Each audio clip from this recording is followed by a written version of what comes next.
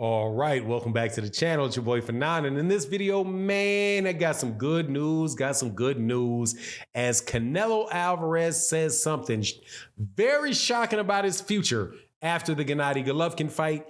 And if it is true and he keeps his word, is absolutely great news for boxing fans. Let's talk about that in this video.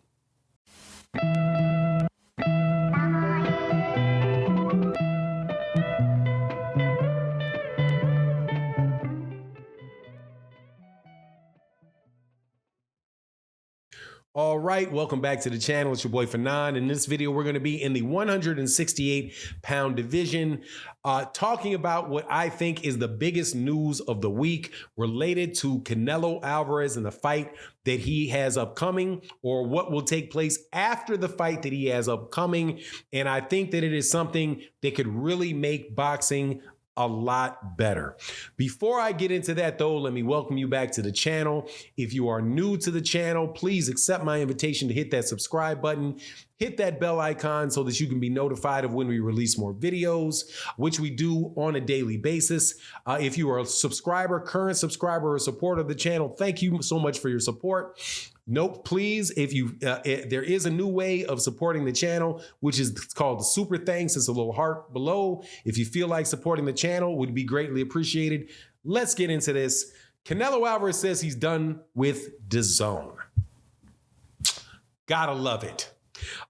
Tweet came out from Keith Idec yesterday. Keith Idec is a very well-known boxing reporter, reliable guy, very good content, writes, I do believe he writes for Boxing Scene, may also write for some other publications, and says that in a conversation with boxing writers, Canelo Alvarez announced that this will be his last fight with Dazn. And that, if you understand what that means that if he does that and he doesn't retire, then we can actually get some very good fights that we want to actually see, and not the type of fights that Dazn wants to feed you. Now, what does that mean? It means more than likely he's going to be doing business with the PBC. Easy. Al Haymon and the PBC. More than likely who he's going to go deal with. Will he sign with them on an exclusive deal? Probably not. He doesn't have to do that. He can do fight by fight basis, things like that. However, if he is no longer with Dazn and this is his last fight with Dazn, that means that he is either going to fight with Top Rank or he's either going to fight with Top Rank or he's going to fight with the PBC. In order to fight with Top Rank, that could bring along fights like Arthur Beterbiev, who is the champion over there with a 3-belt holding champion with Top Rank, could make that fight be available. However, I don't know if that's going to really fit a pay-per-view model that they have over there at ESPN. Not sure if that would really fall for him. And on top of it, not a particularly safe fight for Canelo Alvarez, because that is almost a surefire either loss or you get old real quick type of fight for not nearly as much as reward as he would be getting if he went the PBC route, which is the fights with Jamal Charlo, or David Benavidez, right?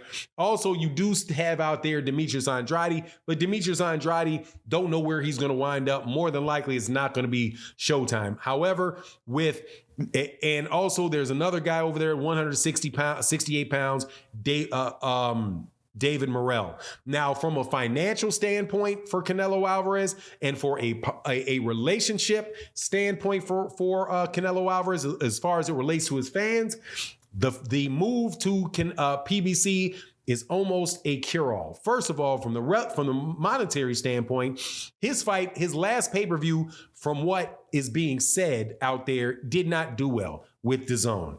His ticket sales to his fight didn't do well with Dazn in that last fight, because he's being promoted, in my opinion, by Eddie Hearn, who really does not know how to does not do as well promoting fights in the United States as he does in the UK. Where in the fight before, where he fought somebody that Canelo Alvarez fought somebody that was not a particularly well-known fighter in Caleb Plant, right? But one thing he was somebody that was an American, right? And somebody that was on a network who has a history of being able to put on successful pay-per-view shows. It's not just the fighter that is responsible for selling the pay-per-views, it's also the organization. And if you look at who's been putting on the biggest fights, the most successful fight, it's been the PBC have been involved in those or one way or another. And definitely when you compare Canelo Alvarez's biggest pay-per-view fights, there was another one was with Showtime, with HBO, which I do believe was a Gennady Golovkin 1 and 2 were over on HBO, but HBO does not exist anymore.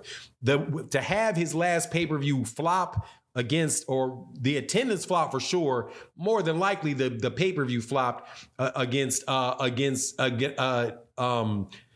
Dimitri Bivol is just something that should not be happening to Canelo Alvarez. Also, you have Canelo Alvarez said something else interesting where he said, look, man, I wanted to fight Bivol in the rematch.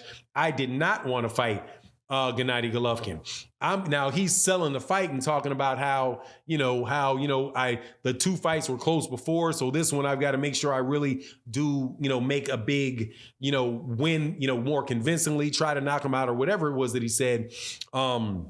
But his point was generally that, he needs to do better and make it a bigger show this time. But he never said that this is a fight that he actually wanted to make. For it had been the case for several years that Dazn was trying to make a fight between Canelo Alvarez and Gennady Golovkin, because they have said in their mind for some reason that that's still some real big fight, when it's not. That fight has been years and years gone by, man. But if he leaves them, and he said that he's leaving them, then that means, hey, man, we may be able to actually get fights that can really be big fights. And I know there's going to be people in the comment that are doing this Eddie Hearn nonsense, talking about how, David Benavidez's resume is terrible. He's never beat anybody. Jermell Charlo's resume is terrible. He's never fought anybody. Look, man, Jermell Charlo's resume Dimitri Bivol's resume before he fought Canelo Alvarez was not one lick better than Jermall Charlo's was.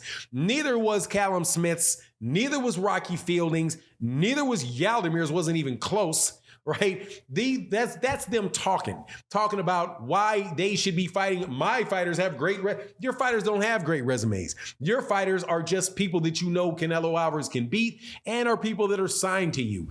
And where you think you can get one fight, then the next fight out of them. Only problem was you ran into Dimitri Bivol, and I'm telling you, Canelo Alvarez is probably not the fighter that he used to be. He slowed down. And that's not, that's not an unusual thing when you have 60 professional fights and you've been a professional fighter for 15 years, right? Or is it 15 or 17 years? I do believe he turned, it says a very, very long time, man. I'm pretty sure he's been a professional fighter for at least 15 years.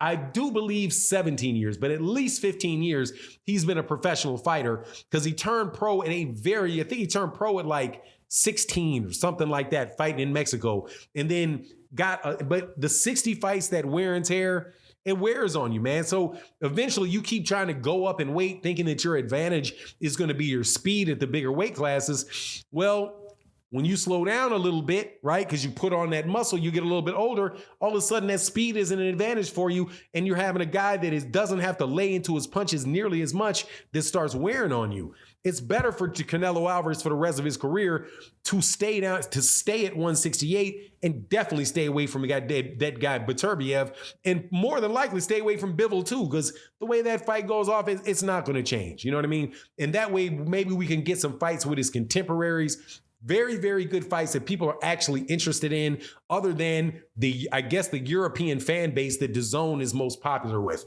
But anyway, that's my take on the matter. You let me know what you think in the comment section. And with that, I'm out. Peace.